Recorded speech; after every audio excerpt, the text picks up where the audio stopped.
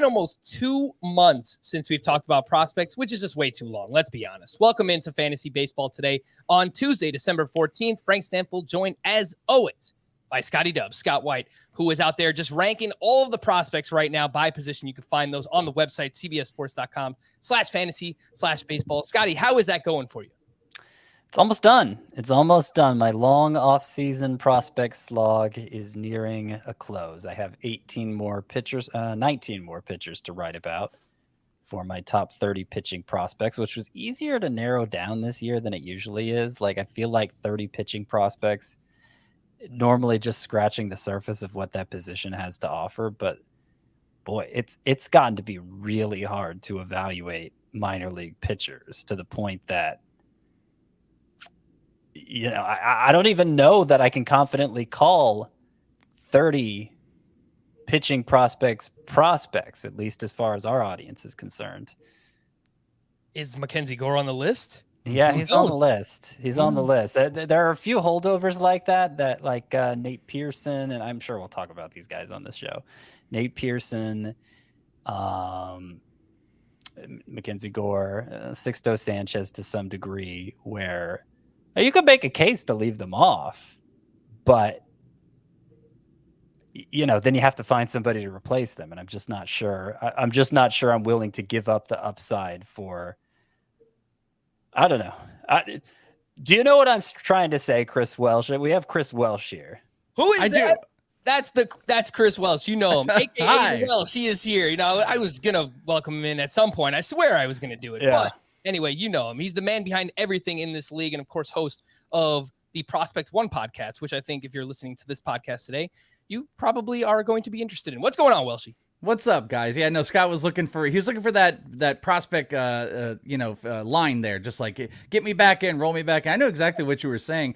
Like, so I just released my redraft ranks. Obviously, I do like tons of prospect stuff. I do top 500 list. I do a dynasty, first year player, all those on my Patreon at inthisleague.com. But I just did my redraft. And for the first year, I usually don't dive too much into this. Scott, you've always done a really good job at it. But I'm starting to dip into the redraft rank perspective of just giving people just what do we care about this year. That's obviously, what your hyper focus is, Scott. And, like I got like 20 in just as the initial one in December. There's not a lot of pitchers on there because I also struggle at this point in the game of kind of what you're dealing with, Scott, where like if I'm going to tell people, hey, these are the prospects you should be interested in, I'm thinking about it from should you be interested in drafting these guys? Because I think you can make a list of here are guys to watch all season long, but from an actual like quantitative like draft list of here are guys that you should take chances on, it's minimal. And it's really minimal on pitching prospects. I don't think it's that deep.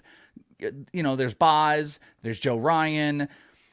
I don't agree. Mackenzie Gore is a guy that I would even consider drafting, probably even in a 500 player league in redraft right now. I think there's maximum five rookie pitchers I could think of that I would consider drafting in a really, really deep league.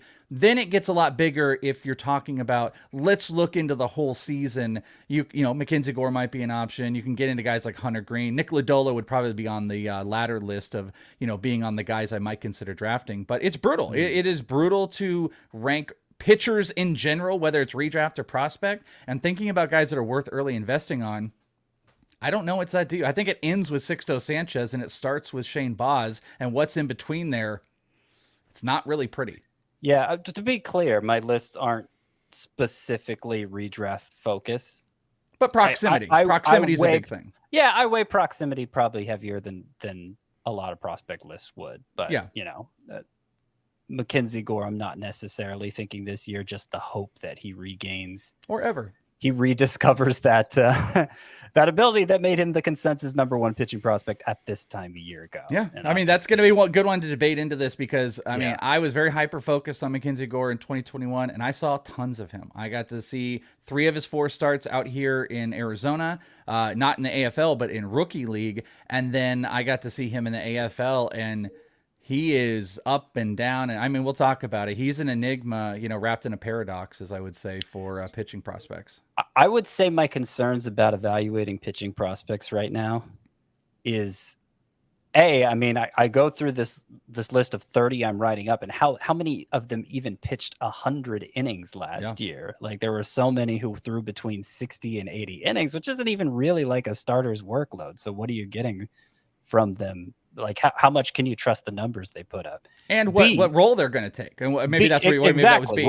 What is a starting pitcher at the major league level anymore? I mean, you got the holdovers, the Max Scherzers that, we know to invest in fantasy, but what happens when they all retire? How many difference makers are there going to be in fantasy when that stage of the game comes along? I don't know. And I certainly can't say for people who are just making their way up through the minors right now, which one of those are going to become that, if any of them will. So it's kind of become like catcher in a way, like catcher for, it's kind of become common knowledge in dynasty leagues. You don't invest in catchers because they have a short shelf life. They're hard to predict, and they often wind up in these timeshare situations behind the plate that really neuters their ability to impact the fantasy game. And we're kind of getting there with pitchers too. I kind of like that idea if you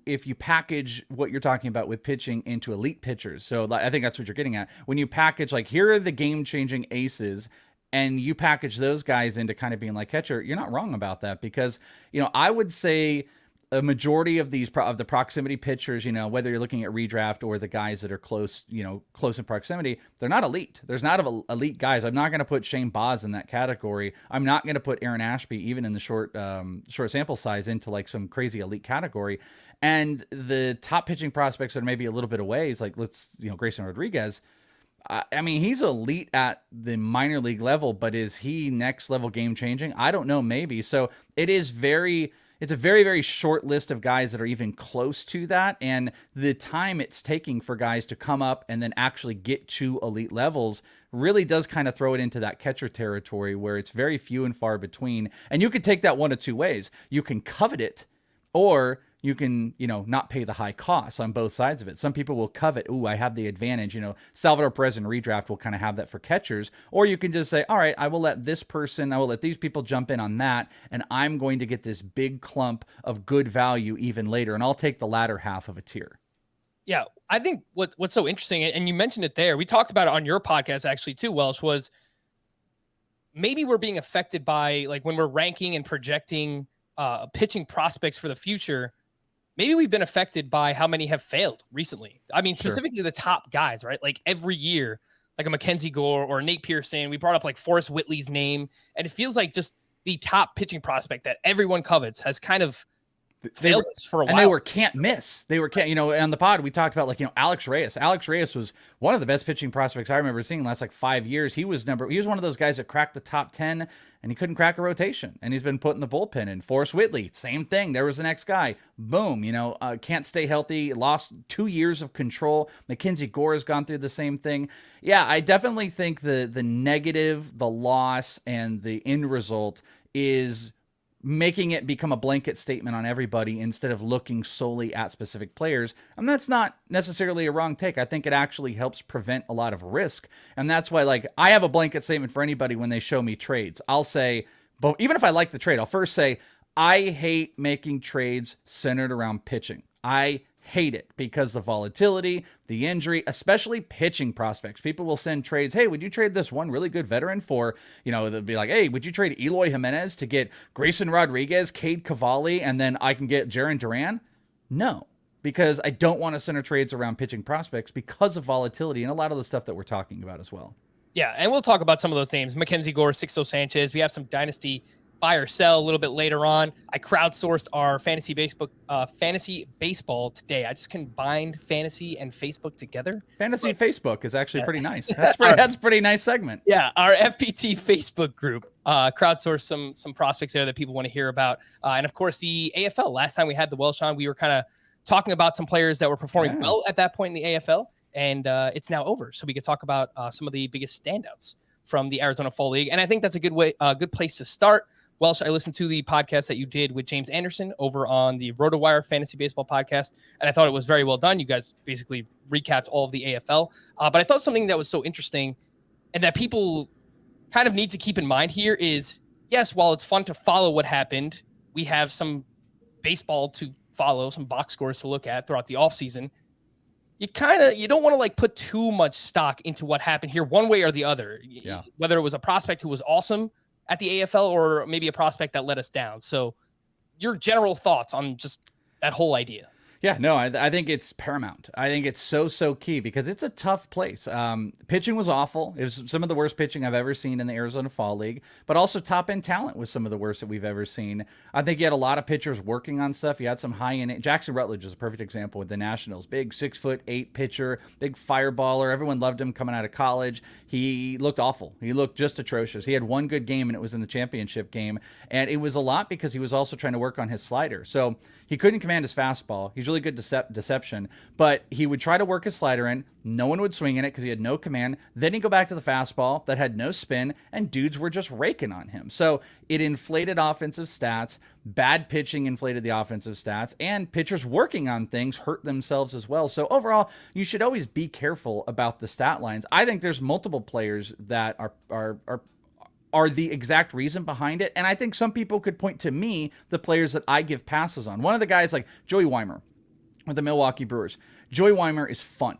He's super fun. He put up big stats, much older prospect, put up bigger stats at low levels this year, came out to the Arizona Fall League. He raked in a very short sample size.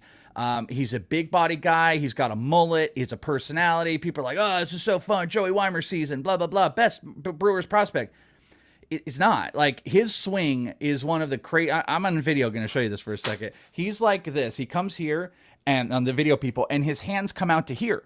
They come out. And how, what am I, like a foot and a half away? And he's swinging like this. He's like Gary Sheffielding about 18 inches off of the plate. And it's like the bat speed is great, and maybe he's going to be a good prospect. But when you get to higher levels, you don't think guys are going to be able to take advantage of your bat being 18 inches out while it's waggling out there. All the bat speed in the world, you're going to have to adjust. So what I'm getting at is, like, he put up stats that were fun in a short sample size off of a really good season where he was older at lower levels, and it became Joey Weimer's season. And I'm just not 100% with that. I'm being careful because he could be really good, but I just think there are some things that I personally saw in person that are going to maybe get taken advantage of. So those are like some of the things that you're looking for. On the same token, there were some players that I thought had really bad seasons that showed consistency that met my expectations or further. JJ Bleday is a perfect example. I just thought, his approach, his swing, the way he went about at bats, he didn't get, too crazy into strikeouts. It was what you wanted to see on a guy that was highly touted, that had a bad season and then fixed themselves. So grain of salt with all of it, though people like me and whoever have been out there, or who, even if you just look at stats, you're probably going to find storylines to tell the stories that you want to have. Maybe like I'm a little anti Joey Weimer if you think he's a top 75 overall prospect, where I'm like Bryson Stott season every single day because I love the guy.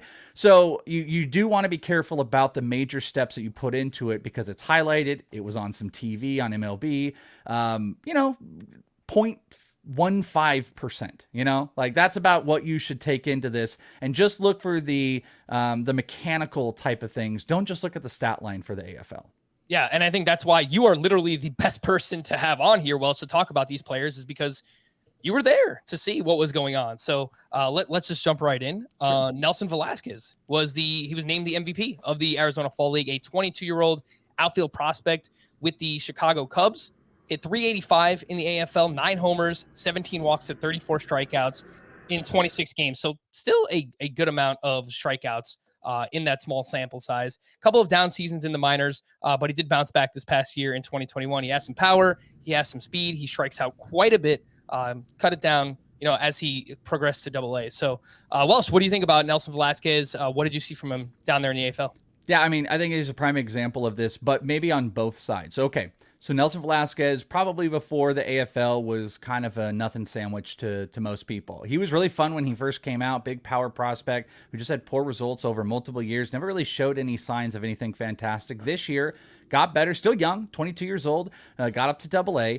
He came out here and he absolutely destroyed and owned the league. He had the most homers. He had the highest OPS. I think he either had or was near the top in slugging. I mean, he dominated the MVP award. Hit at a very good park, his home park, by the way. He played for the Sloan team, and he got to hit at home where he's very, very comfortable and used to that stadium. No travel. Not that that matters, but just putting a little context. This is a guy that, did not, like JJ Bleday. He didn't come from Florida to come over here, get used to what's going on. Nelson Velazquez was home, in his home spring stadium, but he's a prime example of, because he was that big old nothing sandwich, we should put our eyes back into him because, he was really, when people made mistakes, he crushed them. But guess what?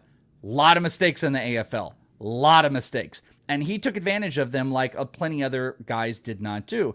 The problem is, though, he also led in strikeouts in the league. And he was crazy susceptible to high fastballs, and he was swinging through his shoes. As many highlight homers as you saw, I saw him get absolutely destroyed. One at bat on a high fastball that he chased out of his shoes. Next at bat, the pitcher came in, just low off speed, and he couldn't take advantage of that. So he takes advantage of mistakes.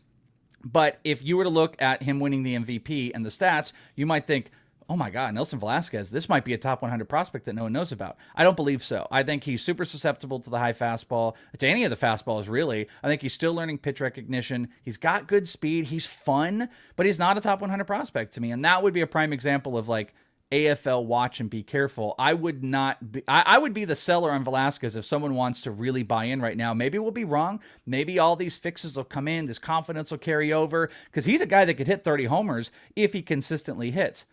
I do not believe he will consistently hit. And that's something I saw. And I got some confirmation. A lot of scouts kind of felt the same way. As fun as all the stats were, they're like, he chases, he swings through his shoes. He's just not going to be able to get to major league pitching. And, okay, guess what?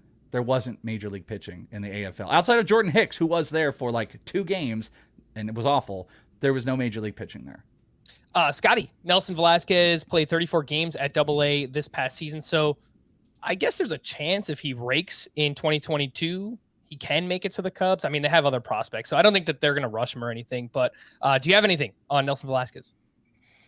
Well, I ranked 20 outfielders for the site, my top 20 outfield prospects, and I was narrowing down that group of 20 from a group of 29. And Nelson Velazquez wasn't even in the 29. Now, he probably wasn't that far outside of it. Outside of my top 29 outfielders. But yeah, I mean, major plate discipline issues for that guy. And that is like unless it's somebody in the low minors, you could be a little more forgiving of that than still having so much development ahead of them. But for a guy who ended last year at AA, yeah, that's like the worst thing I want to see in a prospect is plate discipline as bad as his. All right. So if you can sell high on one Nelson Velazquez, don't just sell for the sake of selling. Again, if you get a top 100 prospect for him, then something you definitely want to look into doing. Owen White, I guess kind of the counterpart of Nelson Velazquez, was named the AFL Pitcher of the Year, 22-year-old starting pitcher with the Texas Rangers, a 1.91 ERA, 29 strikeouts to 13 walks over 28 and a third innings pitched. Really has not pitched much in the minors. He was a second-round pick back in 2018. He had Tommy John surgery, missed all of 2019, and then, of course, there was no minor league season in 2020. Big fastball. Also has a really, really good curveball, apparently, from what I've read. And he was awesome this year in the minors, but he only made 8 starts at A ball. So it's like, how much do you take away from that? Welsh, did you have a chance to see Owen White? Yeah, he pitched in if I remember correctly, I think he pitched in the championship game. It was Owen White and Caleb Killian, who, by the way, Caleb Killian is a dude everyone should be paying attention to. He had 6 perfect innings in the championship game. He was the trade piece to the Cubs in, oh man, now I'm forgetting what the trade, it might have been the Baez trade. I'm forgetting which of the trades it actually was. But yeah, I actually saw Owen White right before the AFL started on the backfields. They were going through, it was him and Ricky Vanasquez Fiasco, who were back-to-back pitching just a couple days before the AFL started. And Owen White was definitely impressive. One of the best out there. The curveball is what stood out. He was opening counts with the curveball. He would drop it down to 79, hitting in the 90s on the fastball. So there's a really good discrepancy of velocity between the pitches. He was throwing it for strikes, which is a big key. And when you find a guy that is as comfortable with the curveball that can start counts with it, you're going to completely throw off the rhythm of hitters. He just got to stay healthy. He was a highly touted guy coming in. Lots of injuries, obviously, like you mentioned, have kind of harpened his progression. But he's still a ways away because of the minimal innings. I would imagine there's nothing in this year. I'd even be surprised if it comes in next year. But they love him. Curveball was fantastic. He was the absolute deserved pitcher. Him or Caleb Killian, to be honest with you, would probably have been one or two of the guys that deserved to be pitcher of the year. But Owen White took it. Really, really good control. I don't think it's incredible stuff, but it's a really good curveball that could stay in the rotation. All right.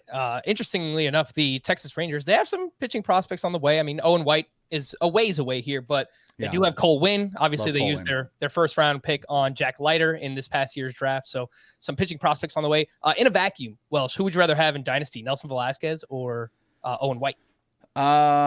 Ooh, that's good because it's a pitcher. I would say Owen White. I guess in a vacuum, I guess I'm tenuous about pitching, but I kind of do love to dip into pitching post 100 because I think there's so many guys.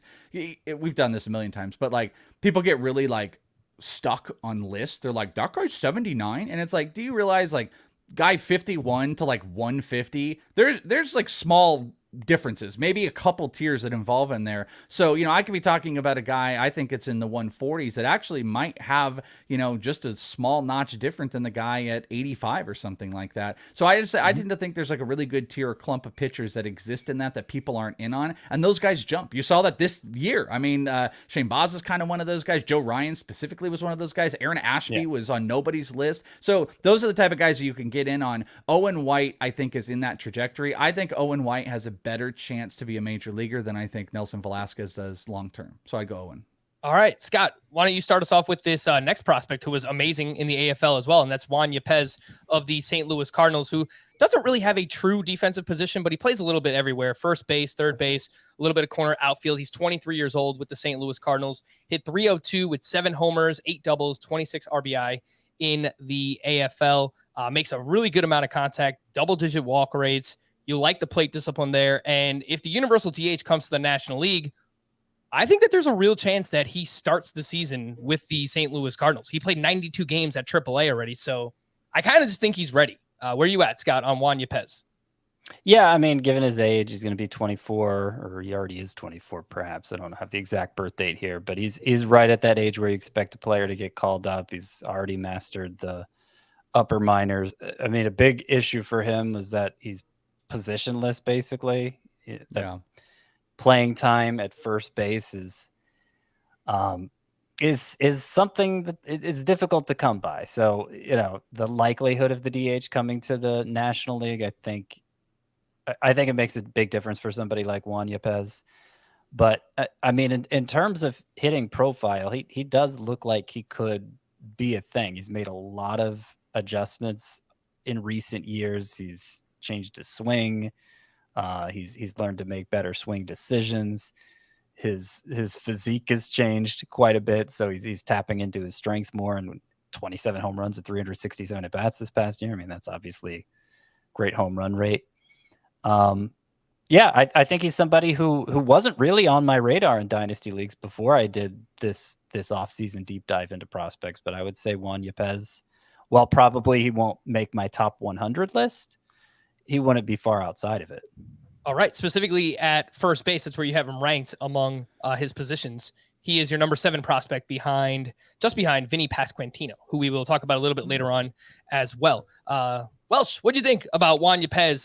What I like about him, what I see in the profile is makes a lot of contact, hits a lot of fly balls. So obviously something that can help him with power at the major league level. So what did you see from him down at the AFL? Yeah, he actually had this concerted effort to try to get the ball in the air. You could tell he's like a smart, analytical, like locked into his hit tool. Something I really liked was you saw a concerted effort to show and have opposite field power. Multiple times we would see him, take guys would be pounding in, they'd come outside, and he would sit on a pitch and he would push it and just have like a ground rule double over to the right. He consistently showed really, really big power. Here's my only thing, though, is I still think I was kind of late on him as well. I kind of fell in love like mid of this past season. I really liked the swing. I liked the power potential. He played first base exclusively when he was here. He never played anything else outside of DHing, which he did do sometimes. My only thing is I kind of feel like his teammate who got some run, Lars Nootbaar, who was fantastic when he was out here. Lars was leading off, showed a lot of power, good defender, and just a solid. I mean, how many leadoff hitters, grow on trees out there that are really good and have power potential. I think Lars is a guy that could potentially push as a fourth outfielder, which could move one of the outfielders into an occasional DH role. So I think Lars Nootbaar is more valuable with the hit tool and his defensive prowess, which I think that takes precedent over a guy like Juan Yepez, because there's no other spot, by the way. There's no other spot. I think Yepez, honestly, could be a trade candidate, and that would be something to watch. I like him. I like the power. I have him outside my top 100. He's one of the biggest personalities, too. Everyone will love him as soon as you get him in on interviews. He's high energy. Every fan, he did it every single game I saw. He would go and pound. He'd give the entire crowd a pound right up in the on-deck circle, talking to kids. I mean, he's a big, big energy guy. He's going to be easy to love and like. I just think it's going to take a tiny bit longer than this year, but to Scott's credit, and it might be about how I label some of my position players on my own ranks. I have him as my 6th first baseman, but I also don't list Torkelson currently at first because he's been 3rd. So I'm probably right in line with Scott. Yeah, that sounds like it. Yeah, you're right in line with number it. 1 first baseman. And I might be missing like one other first baseman. So I'm either like exactly in this exact same spot as you are, or I might be like one below if you add another first baseman. Yeah, Lars Nootbaar, by the way, more than just an awesome name. He was great in the AFL, as you mentioned. Welsh, 314 batting average, 5 homers, a 1080 OPS, which was 3rd among the qualified hitters here at the AFL. I think it's possible that he could kind of push. Maybe, I don't know, maybe like Dylan Carlson could DH a little bit, something like that. And yeah, it's really tough with their like, because they just got a bunch of guys like Tyler O'Neill just locked in. They really like Bader, but Lars is a guy that I think the value in being able to hit high, or think about it, if you have the advent of the DH, having that leadoff hitter hitting 9, that's something Nootbaar would be fantastic at. So I think that will be more hyper focused. Not saying that Yepez isn't going to get a shot. His bat will carry him, but unfortunately Lars isn't just a defender. He's a really good offensive player. And I think I may have said this on the last podcast. I was told, I don't have 100% fact on this, but I was told that he trademarked his name. So I think I told you guys that. Trademarked his name for a athletic energy bar. He did that during the AFL. So look for the Lars Nootbaar in St. Louis coming soon, probably in 2022, I hope. Wow, that is awesome. I would like him to send me one too. I would like Lars to give me credit for putting that out there. If people get excited, I would like to be sent a Lars Nootbaar, please. Yeah, that's the least he could do, right? Let's talk about one of your favorites. Someone I've heard you rave about.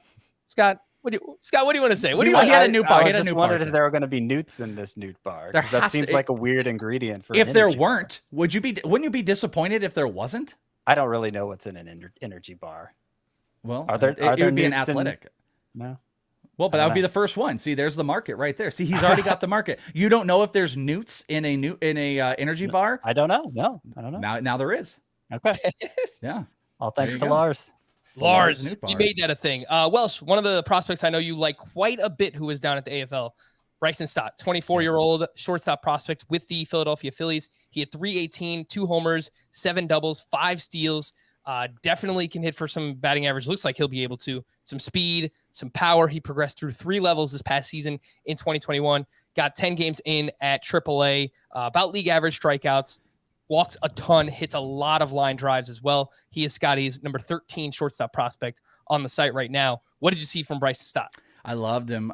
In that RotoWire podcast I did with James Anderson, we did a recap. But before the AFL, we did one where we were talking about all the guys. And I had said on there, you tout about the things you get right, of course. I had said, I think Bryson Stott's the type of guy that could be an MVP out there.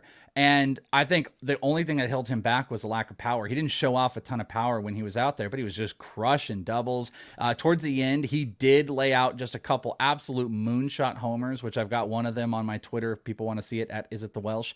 But I thought Stott, and it's funny, he was my white whale of interviews. I interviewed a bunch of different players people can hear on Prospect One, Austin Wells, Nick Gonzalez. I'm drawing a blank on some of the other guys I got, but Bryson was like one of my biggest focuses, and I just never timed it right to get him. So I have all the stats and stuff of him in my head of the things I was going to ask him. And one of the most impressive things, at least I thought, was he improved his batting average at every single level this year. Even if you include the AFL, from A to double to triple to the AFL, his average got better. 288 to 301 to 303, and I don't have it in front of me. I think it was like 309 or 310 he hit in the AFL. 318. He improved his batting average at every single level. He hit hard line drives. He showed off power. He was stealing bases. It seemed like at a little bit bigger clip. He also was not fooled. He walked a whole bunch. I thought he was a stud. And I've said this before, so Prospect One listeners will know, but his teammate Logan O'Hoppe, who in his own right was very, very impressive, I had this really funny moment where I was, right in the front of the stadium, in the front row getting film, and Bryson's up, and there's these gentlemen over here talking, and you always hear this AFL. Someone will be like, Bryson Stott is 98 on Baseball America's list. And they're rattling off. They're trying to learn about this guy. And Logan is right here. He's 2 feet from me on the batter's box. And all of a sudden he turns around and he goes, he should be a lot higher than that. And then those guys are like, this baseball player just talked to me. And I'm just laughing. I actually have it on film and I haven't released it yet. But it was just a funny moment from a baseball player and a guy who wanted so much to defend his own teammate. He's talking to fans behind him to say, no, Bryson Stott should be way higher. I am very aggressive. I would bet you I'm probably the highest in the industry. I could be very susceptible to AFL, wooey AFL. I get excited, but I think he's a great contact hitter. I fall in love with contact hitters. He's got great tutelage. He's good friends with Bryce Harper. If you saw the famous picture of Bryce Harper pumping gas in his uniform, that was with Bryson Stott on Bryson Stott's Instagram. They're good friends, good tutelage. He's a Vegas guy, good hit tool, power speed combo. I think he can move to second or third. I like him a lot. I don't know if it'll be impact power, but I really, really think this could be like a 20-plus homer and double-digit stolen base guy who hits for good average. And I'm very, very aggressive on Bryson Stott after seeing him and, put all the other factors. Improving your batting average over 4 different levels on this type of year, I think that's impressive. Not many guys did that.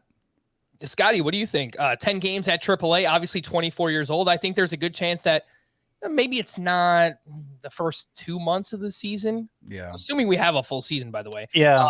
But maybe, like a June, July kind of guy. I think that's possible. Yeah, no, definitely. I expect Bryson Stott to be up at some point in 2022, considering he, surged through 2 levels of the Phillies minor league system, is on the upper level now. I mean, there's not really much more for him to sort out in the minors. He was a player I struggled to rank because I feel like I like him more than the consensus too. But I wanted to be a little cautious with my ranking. As I said for Nelson Velazquez, I hate bad plate discipline for players who get in the upper minors. But when you got a guy showing good plate discipline like Bryson Stott has done, and in the AFL it was just ridiculous. He walked 24 times in 26 games. He struck out only 14 times compared to those 24 walks. It was against bad pitching, but still, as Chris I saw a lot of it. I saw a lot of it though. It was you're waiting for your pitch, and even if it was bad, there's a lot of. Hey, guess what? Nelson Velazquez did not lay off a lot of that bad pitching. He led the way in the most strikeouts. Stott was able to not do that. So I love seeing that from a minor leaguer who's on the verge of entering the majors.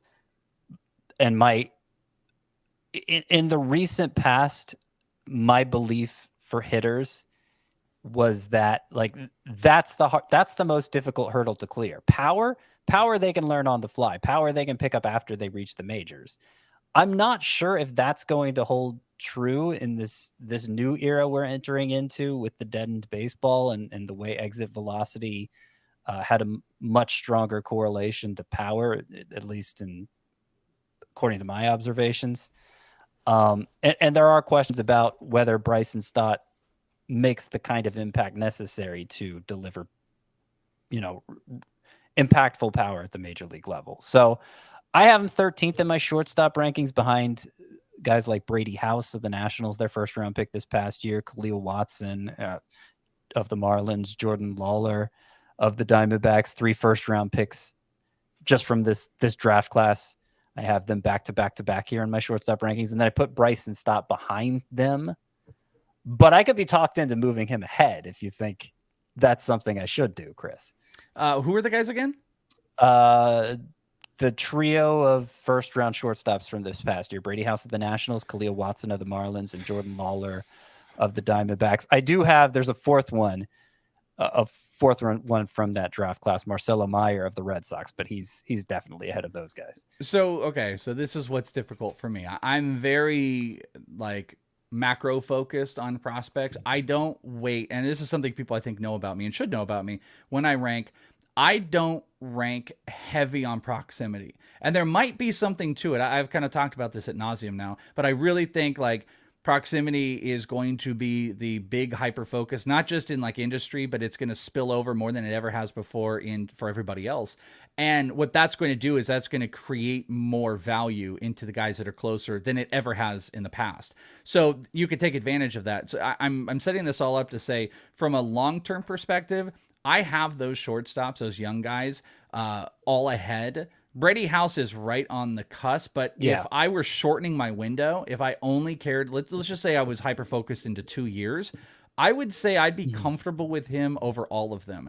Lawler is the one that I think can be the biggest impact, and you also have to think in terms of trade value with these guys as well. Like, what type of trade value does a guy like Stott have to, what type of trade value does a Marcelo Meyer or Lawler if they start to really pop on those teams, specifically Lawler from a stat perspective and Meyer with his team? Those guys' trade value could be exponentially bigger than Stott. And if they work out, I think statistically, both of those guys could be bigger than Stott. But you know what? Meyer, we might be chasing Meyer to be Stott. We might hope and pray that he is that, where I think Lawler can be a bigger speed guy. So I'm kind of talking through it because I have those guys a little bit ahead in value, but I will say that he is right there. And I don't know many people that have, but I got Stott inside my top 40 overall. And I am hyper-focused into like the younger guys and stuff like that. And I have him as a top 40 prospect. But I have a lot of shortstops in there as well. Yeah, so well, if that helps people understand. 13th at shortstop might well end up in my top 40 as well. Exactly. I have him. I think I have him at 12 at shortstop. Yeah. I think so. Again, you're in the right area, but I've got like I said, the hyper focus of younger guys. I have Christian Hernandez, who nobody has ahead. I have Christian Hernandez inside my top 30 because I think that guy could be a star. I really think he can be a star type of player. But like, for a lot of dynasty owners, they're like, wait a minute. Do I want Stott, who could be a good, like maybe 2015 guy with good average, maybe 80-80? That's a decent roto player or head-to-head player. Do I want that guy now, or do I want to wait 4 years for Christian Hernandez and hopefully he works out? I get that argument. I totally get that argument. But the same argument would have been had about Wander Franco, 4 years ago. So you got to take your stances in places, and that's why I have a stance on Christian Hernandez. But I think there's wiggle room for me to say I have Stott inside the top 40. I think there's wiggle room to call him a top 20 if you want to care about the now, if you're a now guy, because I really do think he's that solid of a player, but I'm acknowledging the high upside of who he could be.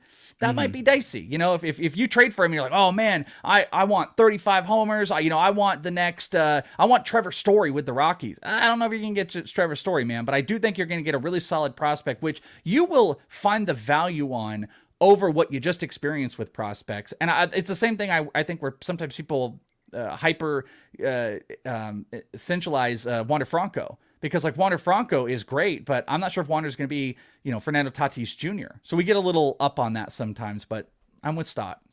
Yeah.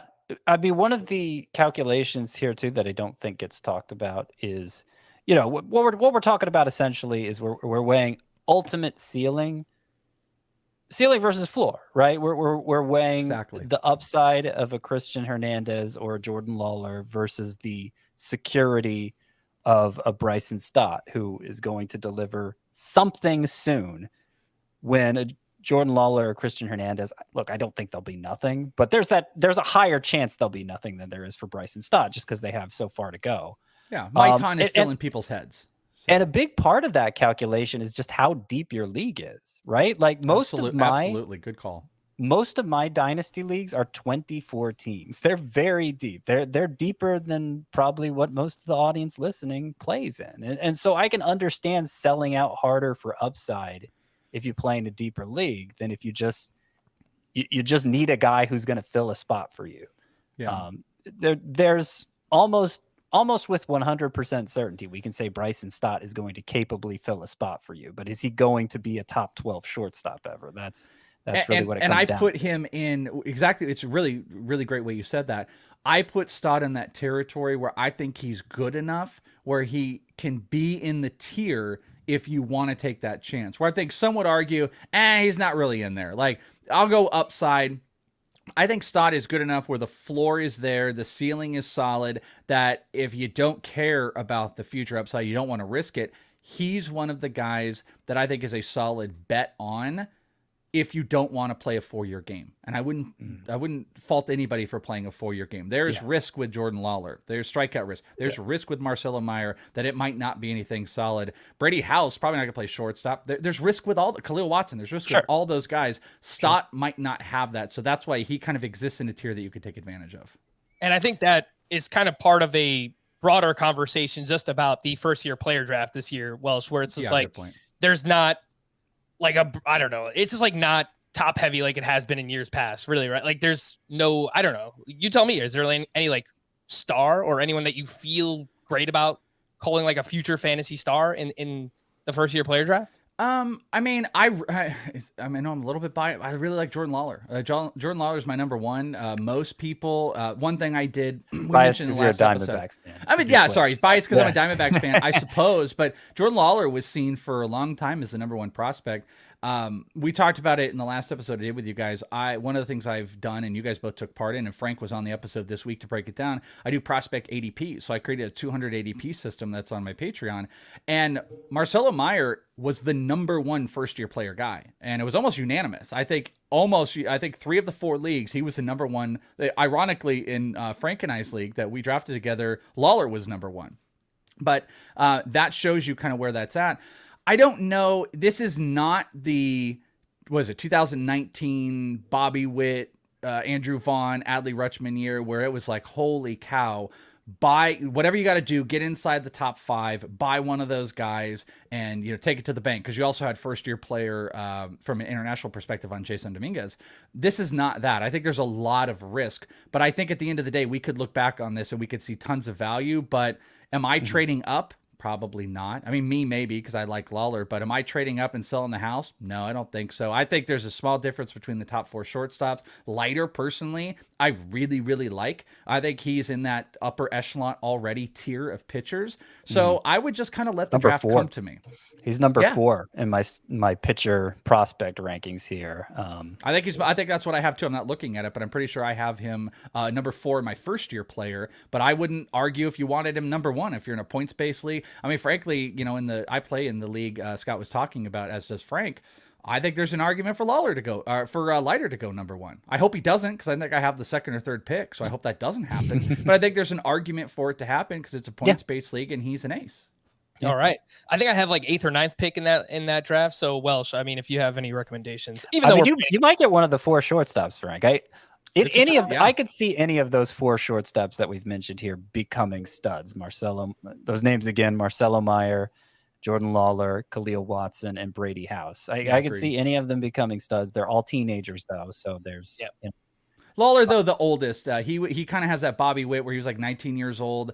He just is coming back from shoulder surgery, and he's actually out here in Arizona right now. A bunch of the Arizona guys are here. Corbin Carroll, Christian Robinson, if people are interested. I'm going to talk about that on the upcoming Prospect 1. I got some info on that. And Lawler is out here as well. Not swinging quite yet, but an interesting anecdotal thing I got was what Corbin Carroll just experienced, which took him out for the whole season, and he's just getting back to swinging now. So, I mean, I think that's like a, 7-month gap. Close, maybe 6-month gap. Lawler, Lawler is not even close to that same type of timetable. So he'll be back early on to get back into it. And he's an older prospect that I think they will be more aggressive with. They'll move him up. I could see him definitely hitting high A this year. And then, in 2023, he might be one of the few that's able to, I think of the 4 big shortstops, Lawler's the one that moves the fastest. That's a better way to say it. All right, let's hit a quick break. And when we return, we've got a few non-AFL prospects I want to talk about, and we've got some buy or sell as well. We'll do that here, Fantasy Baseball Today. All right, so I'm going to bunch these 3 together because they are all outfielders, Welsh, and I'll just throw them all your way. You tell me how you view them for Dynasty, like I guess how you would rank them. And that includes Alec Thomas, who is a 21-year-old outfielder with the Arizona Diamondbacks, Robert Hassell, who is a 20-year-old outfielder with the San Diego Padres, and Josh Lowe, the brother of Nathaniel Lowe, no longer with the Tampa Bay Rays organization, but Josh Lowe still with Tampa Bay, 23-year-old outfielder. We saw him play, I believe it was like 2 games in the majors this year, but he was really good in AAA. So what are we thinking? Thomas, I feel like you probably have had some exposure to him there. Hassell. He was on my show. Alex was on my Prospect One before the season started. Yeah. So Thomas, Hassell, Josh Lowe. Actually, interesting enough, I've interviewed both Josh and Alec, and I was around Hassell a whole bunch this year because he was playing in Instructs, and I got to see a ton of him. It's kind of gaps. So Hassell is far between and far ahead of all of these guys, and I think people can make an argument to be like, hey, why would you have a differential between him and Alec Thomas? Well, I think Robert Hassell is like an elite hit tool. And the biggest knock on him, and also, by the way, he's been an elite base stealer as well. Really, really good, solid, young hitter, not a big strikeout guy, stealing bases, but he hasn't shown power. And I think a lot of people look at kind of a smaller frame. They look at him, they don't, and they won't, and they can't project future power, where I do. Because I think that's the tool that's missing for a lot of people. Be like, well, he's fun, but is he going to hit? Same thing with Corbin Carroll. Is he going to hit for power? That's what we need. And I think it will be there with Hassell. And I've got him. He's easy inside a top 15 prospect for me.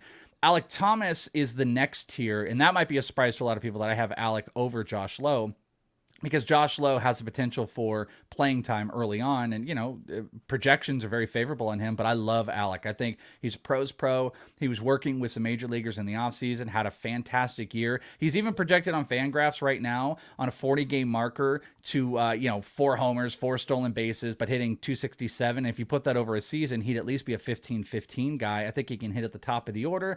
I think there's 20-plus power in there. I think he can be a 20-20 guy at the major league level. And I like Lowe. He took very serious, he was very competitive with his brother, where his brother was seen as the power hitter and Nathan and Nathaniel. And, he was like, I got as much power as him, but he also steals bases. I just don't know where the playing time's going to go. I'd love for him to not be a Ray. I think that would be awesome, because then you could see him every day. I just don't see an everyday path for him anytime soon, but good power potential. I think he's kind of underrated, but it's Hassell in his own tier. Alec and Josh are kind of in a tier together, but that's how I rank them. Josh Lowe, I will point out that the Rays were shopping Kevin Kiermaier before the lockout, so it looks like they're trying to free up some space in the outfield. Maybe that's for Josh Lowe. I would imagine it is for him. Well, they got Vidal Brujan, don't forget, who also plays in the center field. He's like best friends with Wander Franco. They're roommates. Also, I think the actual move, the Joey Wendell move, was about Taylor Walls coming in, who they loved, Walls and Franco together. So you're right. There's space that they're creating. But like the Rays do, there's a whole bundle of guys that they're just going to get into rotating. But Josh is the closest to production this year. Like, he's the guarantee of production of all of those guys. So I wouldn't blame anybody if you wanted Lowe over him, but Hassell firmly above all those guys. Real quick, Hassell, I know he's a left-handed batter, so it's different. But looking at what he did this year in the minors, and I guess projecting forward, I kind of have like some Starling Marte vibes. What do you think about that? I could see that because you see the massive stolen base numbers. I mean, his minor league numbers scream Marte right now. He had 11 homers this year with 34 stolen bases, and he hit 300, but he had solid runs because he wasn't leading off. Minor league stolen base numbers seem a little bit inflated more than ever, just by a multitude of different factors that are going on, especially at the lower levels. I could see it, and I think that's a great, like, flourish way to think about him, but I really truly think this guy can be 20 plus homers, and you don't really go crazy projecting on that on Marte. I think the stolen bases will come down a notch, but I truly think he can be 25. I'm not sure if the power is going to go that much further. That's going to be how he physically changes out his body. He's a young kid, but worked a ton with CJ Abrams, which is a good thing. Abrams has built up his body. It just takes a good, power's the last tool to develop. So give me a high hit tool with stolen bases, and then you start seeing, as soon as he hits 20 plus homers, if he does it this year, everyone's going to lose their mind, and everyone's going to be the biggest Hassell fan on the planet. And I think get prepared for it. That's how I see it. But hey, we'll take Marte if we don't get the power, right? Yeah, I mean, Marte is a pretty damn good player, right? Yeah, pretty good. Third-ish round pick in redraft leagues right now. So yeah, that would be great. You're talking like 25 with the batting average, and it just got me thinking about Trey Turner, but that's like, whoa, that's like the way high end, I guess. for Robert Hassell there. Yeah, it's just so early. It's so early with a guy like this. It's crazy inflated stolen base numbers that I think come down a little bit.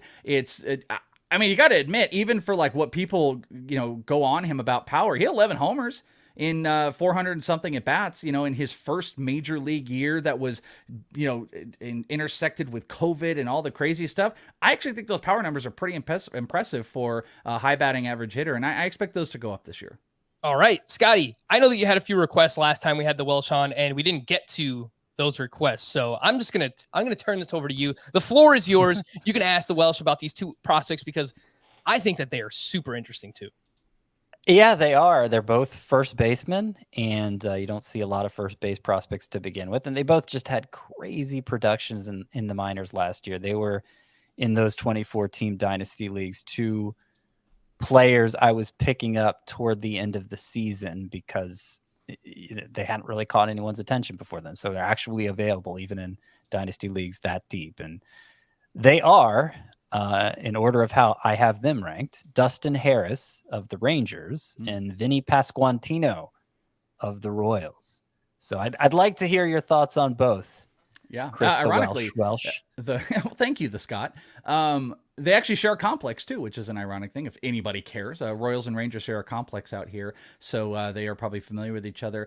I am opposite. I am a Pasquantino, and that might surprise a lot of people just because Dustin Harris put up video game numbers this past year, especially when you look at him as a first baseman. He's listed as a third baseman if you still look at like MILB pages, but he's more of a primary first base guy. 20 homers, 25 stolen bases, hit 300, and hit 300 across two levels. Now, he is he did it between 21 and 22, but like 22-year-old in A ball and then jumped up to high A. So he has not hit double A, and he did all this, which is solid. James Anderson absolutely loves him.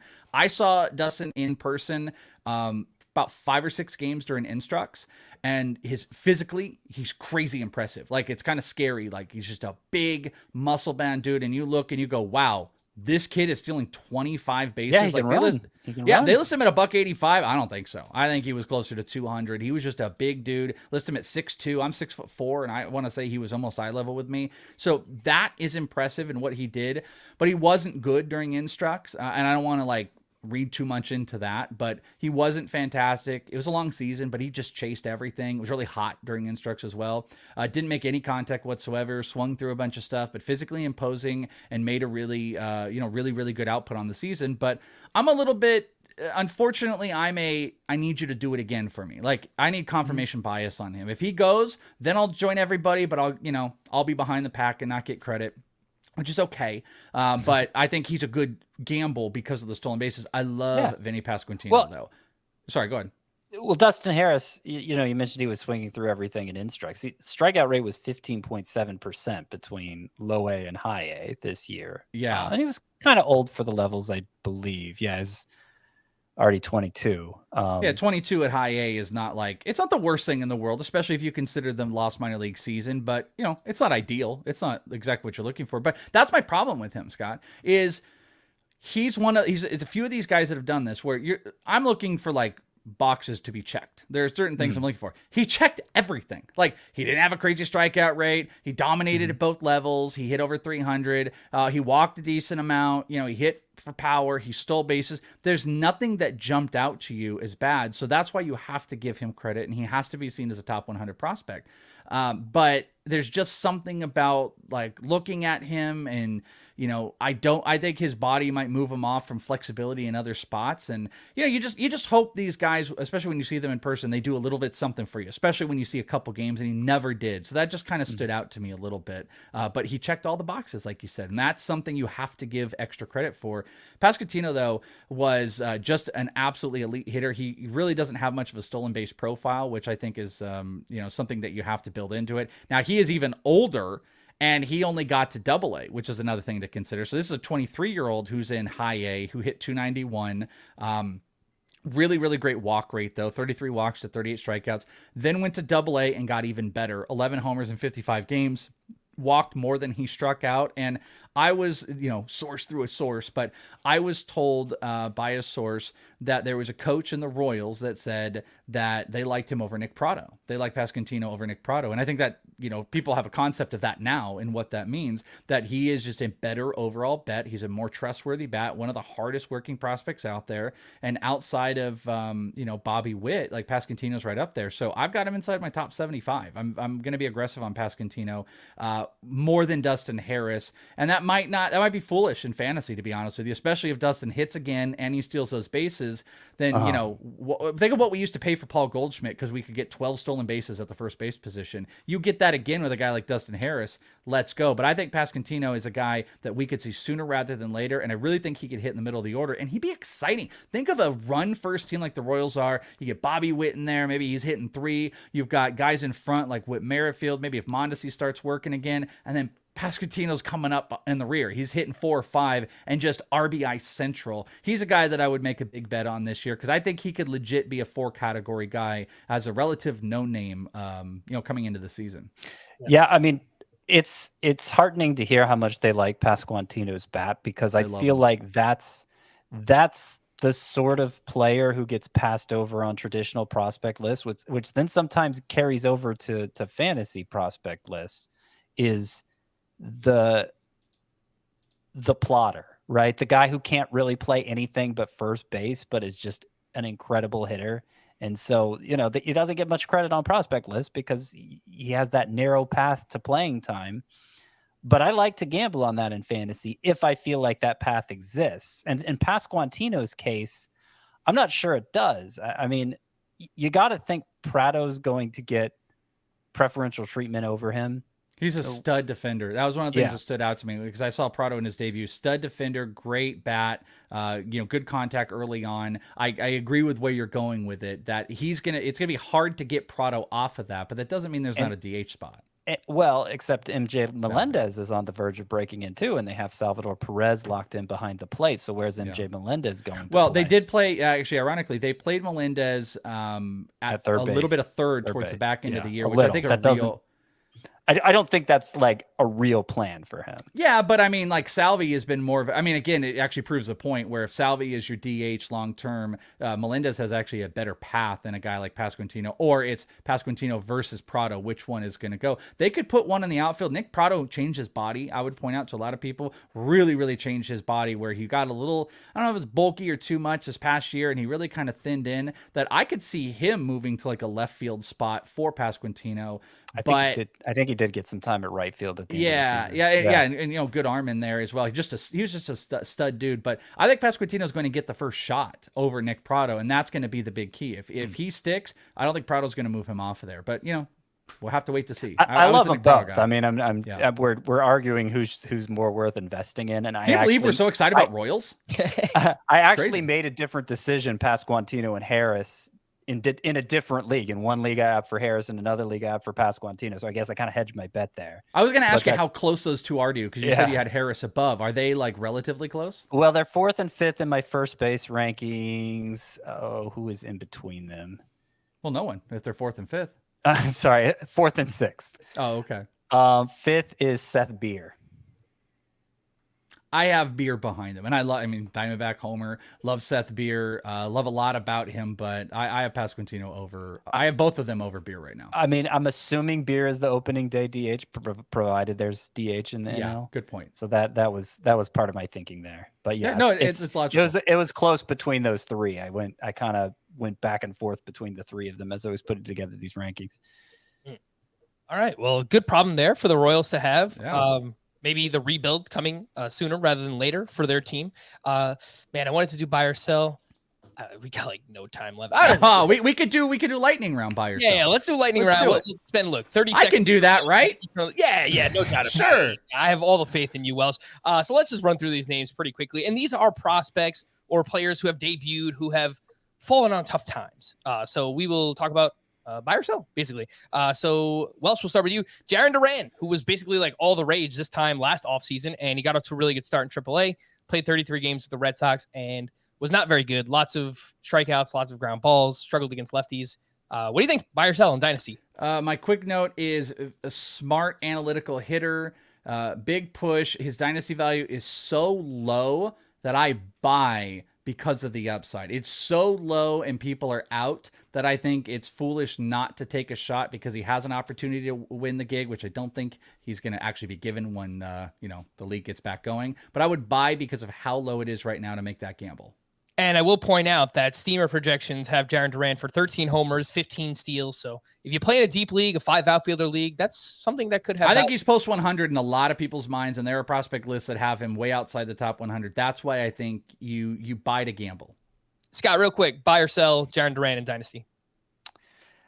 I mean, if he is outside of top 100 list for most people, then I agree with the Welsh. I perceive his value was higher than that, but he kind of took us on a roller coaster ride last season because, few people considered him much of a prospect before spring training. Then he unveiled all this power and he got off to a great start in the minors, and then it just kind of all collapsed after that. So we don't really know exactly where he stands. I got a prospect debate for you too. If you ever want to put it out on Twitter, I would love to know this. Is Vidal Brujan versus Jarren Duran for this year, because they're in the exact same camp. And right. I would not be shocked if it's 60% in favor of Vidal simply because he's a Ray and people giving him a pass because of the elite stolen bases. But I think those two guys are right in the same area. So Vidal versus Jarren Duran. All right, let's move on to the next one here. We have Nate Pearson, once regarded as one of, if not the top pitching prospect in all of baseball. Dealt with a bunch of injuries this past year. Looked good in September. Lots of strikeouts then, but again, it was only like 12 innings. He had sports hernia surgery after the season ended. Welsh, what do you think? Nate Pearson, buy or sell? I'm a sell. I've always thought he's been a little bit too pitchy. I've never loved him as much as everybody else. The injuries, the lack of just command and results, and he's just a big bodied guy that if they wanted, I think he's more useful at this point, especially in win now, to put him on the back end of a bullpen, and I think that could be his future home. We've seen lots of good pitchers get relegated to that role. Andrew Miller, Alec Reyes. So I'm gonna say I'm a sell. All right. Well, I wish you didn't say that because I have him in the Scott White Dynasty League. It's perfectly fine. Scott, what do you think on Nate Pearson?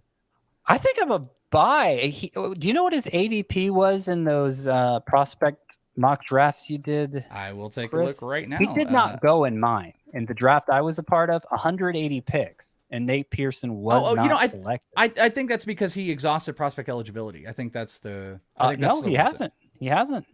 He has not. Not even by the active games standard. I think it might have been. Oh, really? Then I'm not sure. He did not go. I think we might have taken him off for maybe there's a confusion on eligibility. So he did not go. Okay. Well, we'll have to clear that up after the podcast, I guess. But yeah, I mean, it seems like there's a presumption among fantasy baseballers, especially. Oh, he's a reliever.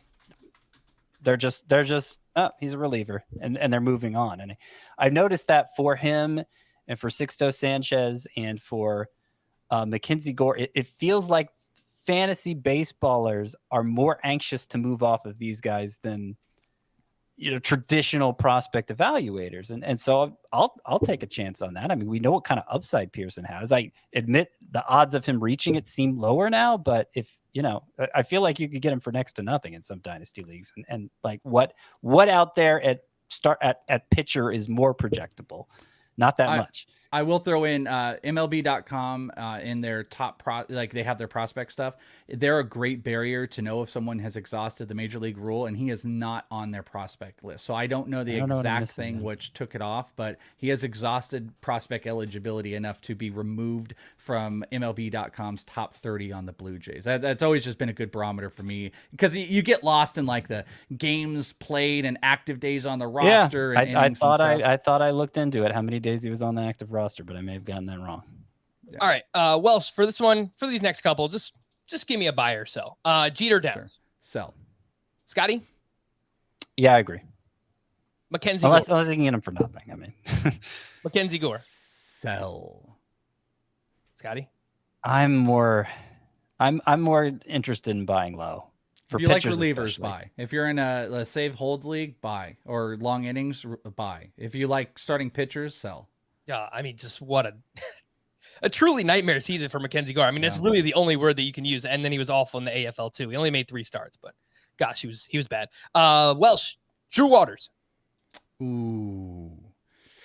I guess I'm an overall in a vacuum sell, but I think his value so low, kind of like Jaren Duran, that I like to buy just because I think it's dirt cheap. So maybe I'm hedging or I'm lying here. Maybe I guess I just need to say buy because I think it's so low that why would you not take a shot on him? Well, that's what I was kind of thinking with Jeter Downs. But I used to love Jeter. I saw him he had some homers, but hitting over 220 is going to be a struggle. Truth is, I was not high on Drew Waters even going into this past year, and I kind of just went along with the consensus. But I did not feel great about his skill set. And I actually did buy him in a 24-team Dynasty League because like a throw-in in a deal. But just in a general sense, I'm out on Drew Waters. I've said this a couple times. The weirdest thing to me, and it's the dumbest little thing, but the Braves has always sent their pitching prospect or their outfield prospects to the AFL, and he didn't get sent. And he seemed like the most prime candidate ever. So I just think he's lacking behind. But he does have 5 tools that are there. It's just he's not tapping into them. So I don't know. Post 150, where he probably is. I think in my ADP, he was like 130, 140 or something like that. I just think those are solid throw-ins. It's just a good throw-in. Last one here. Sixto Sanchez, he missed all of 2021 due to shoulder surgery.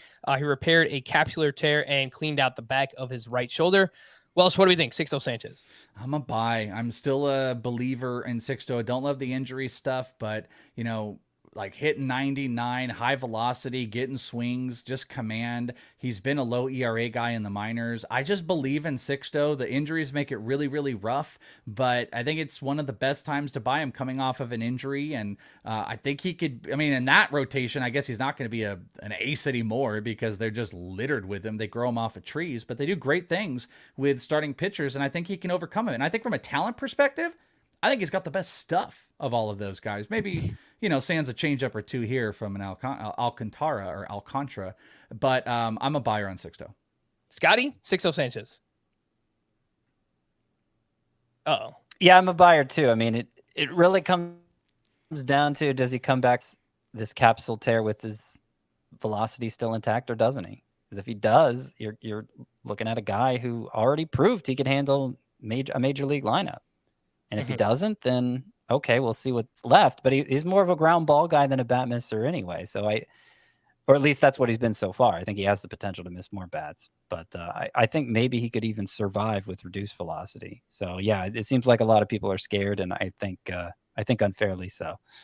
Yeah. If you care for redraft, I mentioned multiple times that I'm in my first draft of the offseason. It's a slow draft and hold over on the NFBC. And I just got him in round 23. As my 7th starting pitcher at pick 340. So dirt cheap. He's literally free there. Yeah. What do you think? I was just saying the one caveat I put in is I'm a little weary of guys coming off that type of injury, then buying them back in a redraft season in the next year. But you got him at a really low cost. I guess I'd want a little bit more down than a SP7, but you can make good on that and he can get some innings. But from a multi-year perspective, I absolutely love buying on him. All right. He is the Welsh, the man behind In This League. Of course, the host of the Prospect One podcast. Make sure you follow him on Twitter at IsItTheWelsh. We appreciate you, buddy. Thanks for coming on. Thank you so much for having me. Always love doing it. Love you all, and to all a good night. That is a great way to end the podcast. For Scott and Welsh, I am Frank. Thank you all for listening and watching. We'll be back again on Thursday to recap our first head-to-head points mock draft of the offseason. Bye-bye.